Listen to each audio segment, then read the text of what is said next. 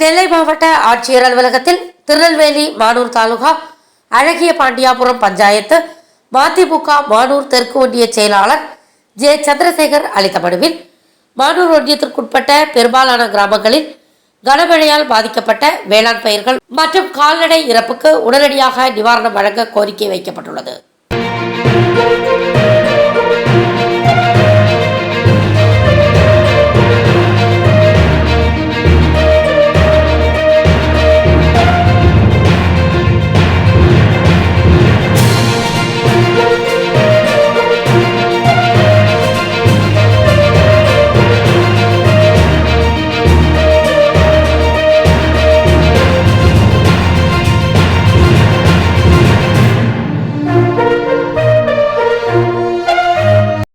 For வாட்சிங் உண்மை செய்திகள்.